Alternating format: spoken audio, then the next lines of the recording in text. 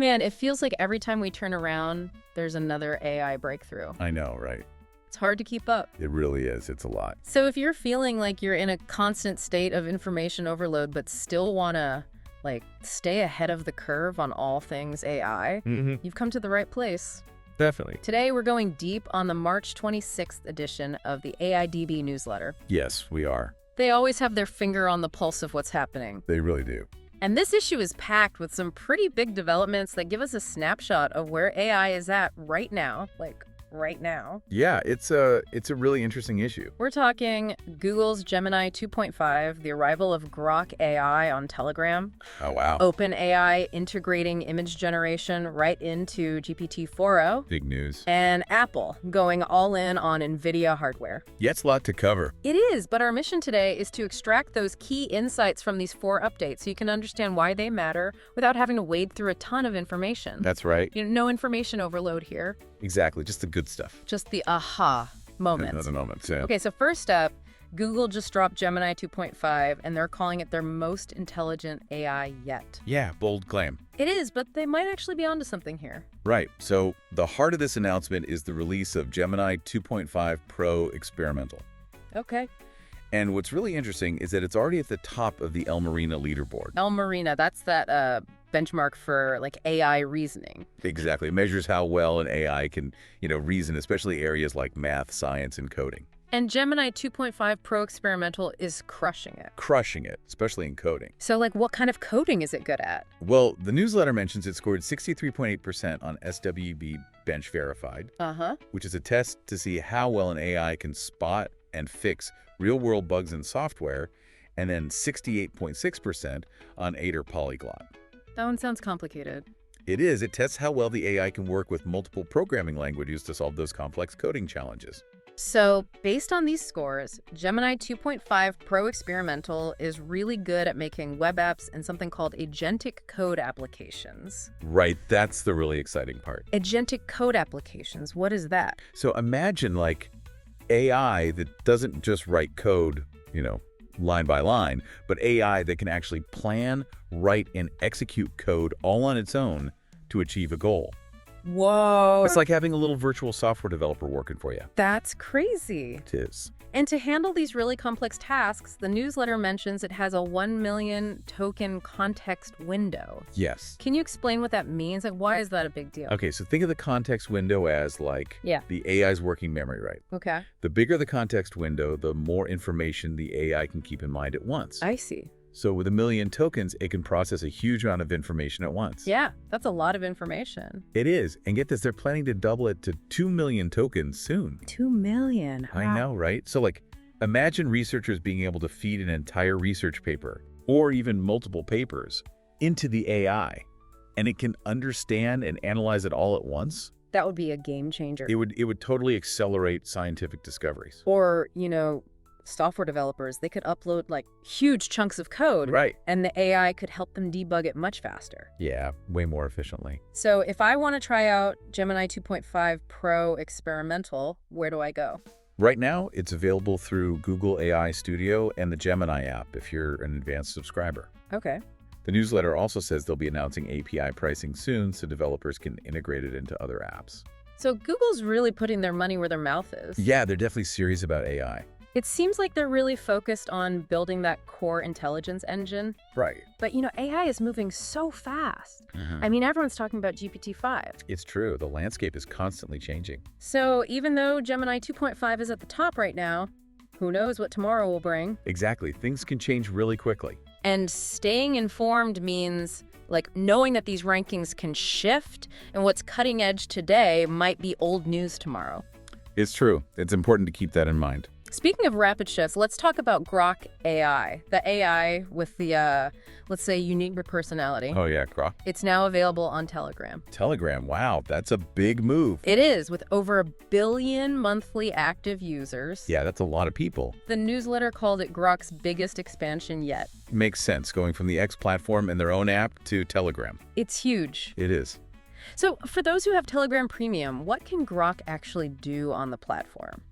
Well, it can give you real-time answers using data from X and the web. Okay. And, it still has its signature how do I put it? It's wit, yeah, sarcasm, directness. that Grok is known for. Right, it's still there. But is it the full Grok experience? Not quite. The think and deep search features aren't there yet. Oh, okay. Those are still only on the Grok app and X. So it's more of a conversational version on Telegram. Yeah, for now at least. So if I'm a Telegram premium user and want to check it out, what do I do? You need to make sure your Telegram app is up to date. Okay. You have a good internet connection, and then just search for @Grok AI. Easy enough. Pretty straightforward. The newsletter did mention a few open questions about this launch, though. Yeah, it was a pretty quiet rollout. Like, we don't even know which version of Grok is on Telegram. Right. Is it Grok 2, Grok 3, or something else? No dedicated Telegram channel or blog post either. It's strange. It's like they just kind of slipped it in there. A bit of a soft launch, you could say. And what about privacy? I mean, it's operating within Telegram now. That's a good point. So are our conversations subject to Telegram's privacy policies too? Yes. Grok will still use data according to XAI's policies. Okay. Which means using public data from X and the web. But yes, anything you do within Telegram is also subject to their privacy policies. So users need to be aware of both. So why is Grok moving to Telegram such a big deal? Well, if we think about Elon Musk and XAI's goals, this is clearly a step towards making Grok a truly ubiquitous AI assistant. Ubiquitous meaning? Everywhere, accessible to everyone. And with Telegram's massive user base, they're definitely getting closer to that. It's also interesting how they just kind of snuck it in there. It is. The quiet rollout and unanswered questions make it even more intriguing. It definitely raises questions about how they'll approach things in the future. It does. All right, let's move on to our third big story from the AIDB newsletter. OpenAI has integrated image generation directly into GPT-4o and their Sora video generator. Oh, wow. So no more separate systems for text and images. Exactly. It's a big change. It is. They're going for a more integrated approach. Right. So you can create more precise and contextually relevant visuals all within ChatGPT. So I can just tell GPT-4o to make me an image and it'll do it. Exactly. No need to switch over to daily anymore. That's pretty seamless. It is. And the newsletter highlights that GPT-4o now sees images as part of its understanding of the world. Multimodal understanding, I think they called it. Yes, exactly. So it can create images that are more accurate and make sense in the context you give it. Can you give me an example of what that looks like? Sure. Like, let's say you want to generate a restaurant menu. Okay. In the past, AI might have struggled with making the text on the menu clear and readable. Yeah, I've seen that. But now, with GPT-4o, it can handle that easily. Interesting. Same with complex diagrams or infographics. The text will be crisp and easy to read. That's a big improvement. It is, and you can even edit existing images using natural language. Oh, wow. Just tell it what to change. Exactly. And it can keep everything consistent even if you're making multiple edits.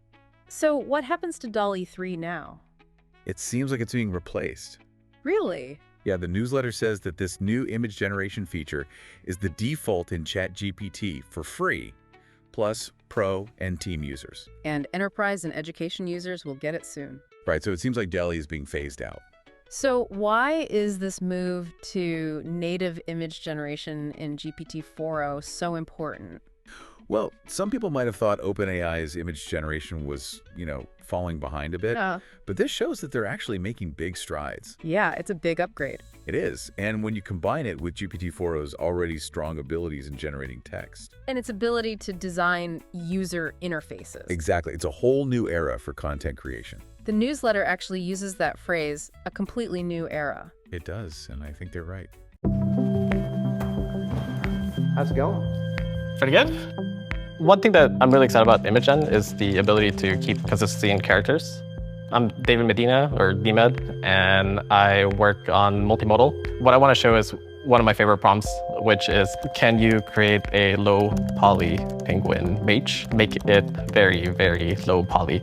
Surprisingly, it's sometimes hard to get very good low poly outputs. It's not like other image generation models where it tries to generate something based on just the text. Instead, it uses the large language model understanding of what does the user want, what is the intent. I also like some board games, so miniature-like games. So what I'll do now is generate a miniature from this. So ideally, we'll see a penguin that looks like this with the same staff and a hat. So can you make me a realistic miniature as if a professional made this and painted it. This is what I think excites me the most about ImageN. The other image generation models will try to create literally what you said. But what's special about this is, one, it'll keep the context of this character, and then two, it'll understand what I'm trying to ask it for and generate very similar model, but in a miniature realistic style. It infers what I want. I don't have to tell it every little detail. One other realistic thing we could do is, can you make a crystal version of this with light reflecting and very realistic? Again, I'm just giving a very, very simple thing. Normally, this is not enough for other models to generate something very detailed, but the model understands what I'm asking for. It'll think what type of style it should have. So this ability to really understand what the character is and make edits and understand what the user wants, for me, it's just an amazing capability. Thanks for joining us. Yeah, no worries. How you doing? I'm doing good. We're looking at an improved image generation in ChatGPT. It's really good at instruction following. My name is Kenji Hata, and I work on multimodal research here at OpenAI. There's a level of attention to detail that is just not captured by other models. The first thing I'm going to show is like 15 different objects, and each one of them has unique attributes that make it very different from all the other objects. An image containing 1, a blue star, a red triangle, 3, green square, 4, pink circle, 5, orange hourglass, 6, purple infinity sign, 7, black and white polka dot bow tie, 15 different objects. And basically what this will show is that this image will just nail pretty much every single one of these objects that I've defined. Previous iterations, DALL-E, Imagine, things like that, they would probably get somewhere on the order of like maybe 5 to 8 of these at most. It nailed it all. With increased level of detail, you can just specify what you have in your mind to ChatGPT. ChatGPT will understand you better and then generate that image. And it'll be just a very direct mapping from what's in your mind to what you see on the screen. All these image generators nowadays, they look good, but are they useful? And like attention to detail makes it really, really useful.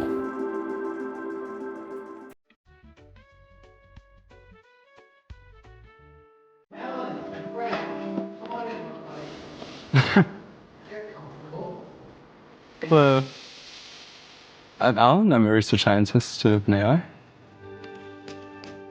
People tend to say a picture is worth 1,000 words, but being able to also render like a few words or symbols can carry like thousands of pictures, with a relatively simple prompt, like visualize an infographic explaining Newton's prism experiment in great detail with a wide aspect ratio and a dark blue background. So this is like an example where, one, we're going to rely on being able to render text in useful ways, combine it with visual elements that actually ground what this text about this experiment even means, and hopefully, help students who are more visual learn both through, language descriptions of a phenomenon, but also, a visual imagination of what the experiment actually looks like. It's no longer just about making imaginary scenes that look aesthetic and things like that, but it's really about communicating and imagining and doing so at the same time.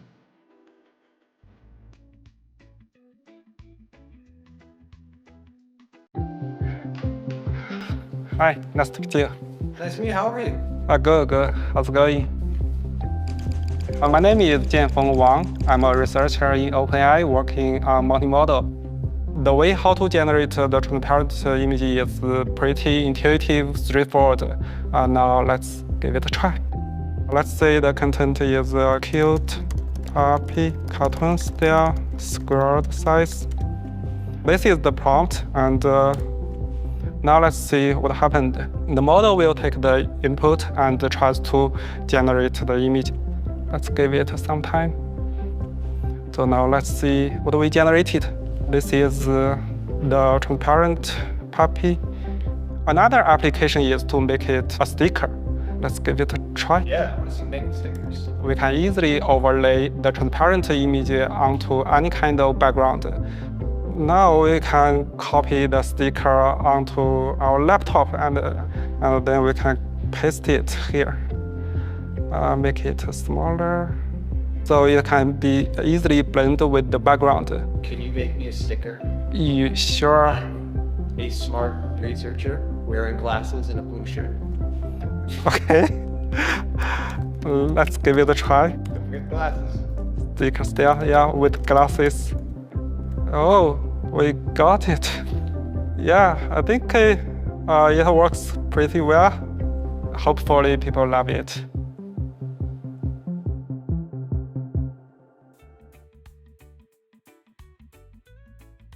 Hello, thanks for inviting me. Hi, thank you so much for coming. I'm so excited to talk to you.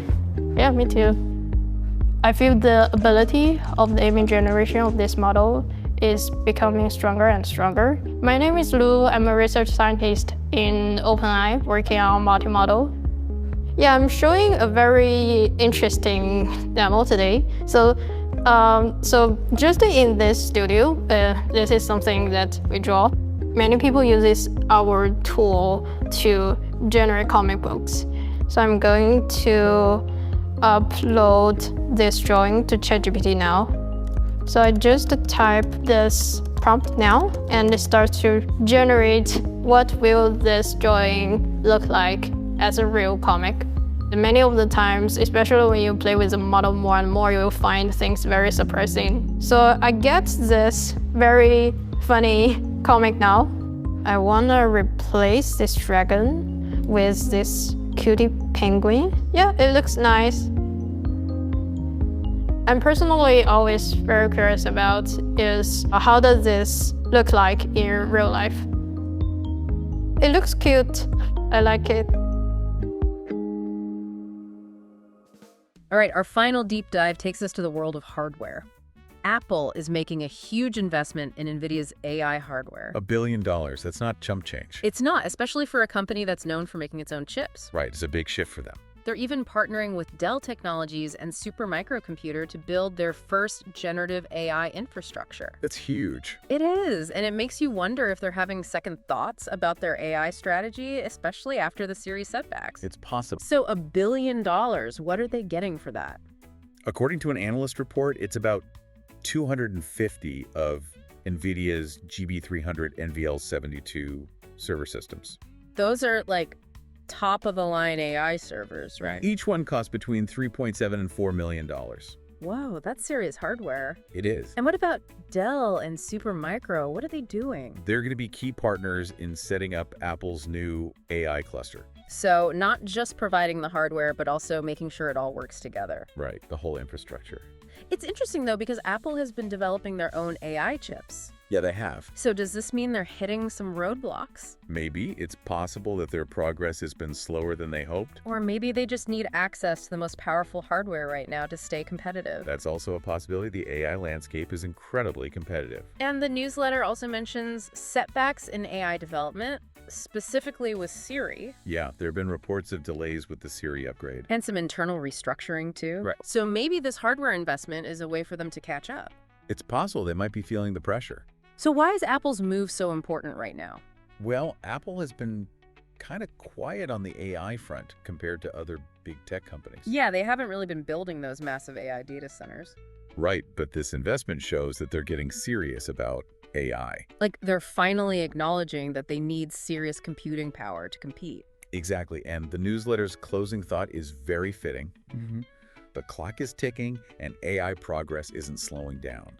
That's a good point. The pressure is on. It is. So there you have it, 4 key developments from the March 26th edition of the AIDB newsletter. A lot to unpack. We covered Google's advancements in AI reasoning with Gemini 2.5, Grok AI going mainstream on Telegram, OpenAI integrating image generation right into GPT-4o, and Apple's big bet on Nvidia hardware. It's amazing how much is happening in AI right now.